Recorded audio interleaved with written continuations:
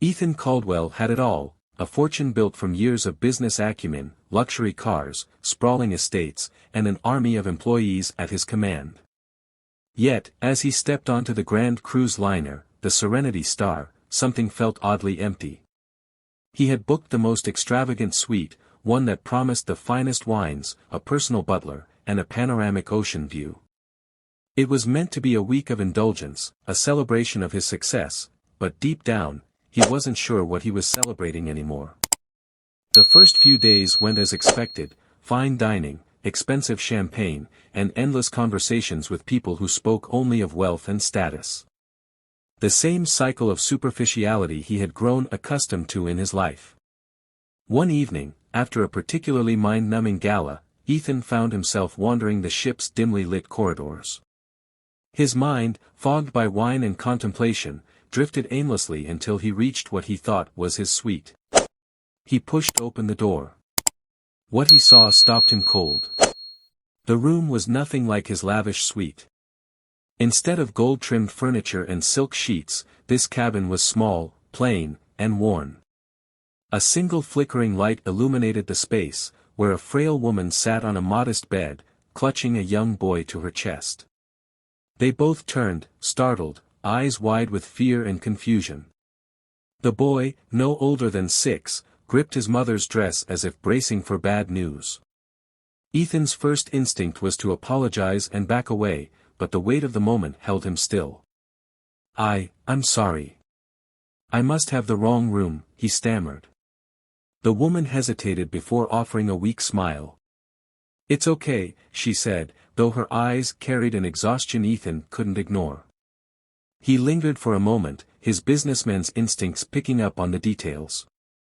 The patched-up bag at the corner, the half-eaten meal on the table, the weary look in the mother's eyes.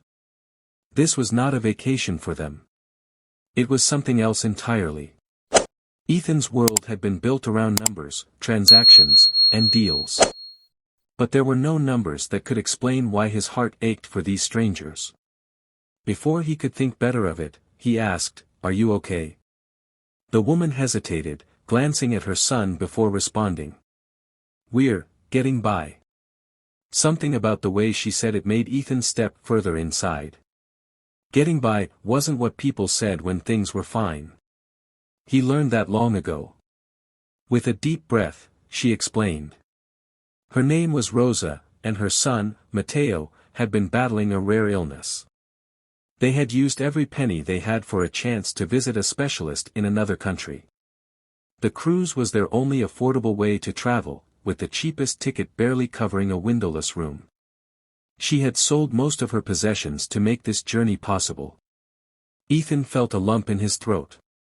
This woman had given up everything for her son's chance at life, and here he was, complaining about small talk at cocktail parties. He cleared his throat, his voice softer than usual. "What if I could help?" Rosa's eyes flickered with suspicion. "Help? How?" Ethan had made a career out of making things happen. He knew people. More importantly, he knew how to move money to solve problems. "I want to help Matteo get the best treatment possible," he said. "No conditions. No repayment. Just, let me help." Rosa blinked in disbelief. "Why would you do that?" Ethan thought for a moment before answering. "Because I can." Tears welled up in Rosa's eyes as she clutched her son tighter. Matteo, sensing the emotion in the air, reached out a small hand to Ethan. "Thank you, mister," he whispered. Ethan squeezed the boy's hand gently. "You're going to be okay, buddy." That night, Ethan didn't return to his grand suite. Instead, he sat in the ship's quiet lounge, staring at the waves.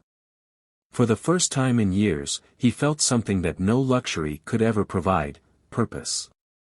By the time the ship docked, arrangements had already been made. A team of top doctors awaited Matteo, and Ethan ensured Rosa would never have to worry about finances again.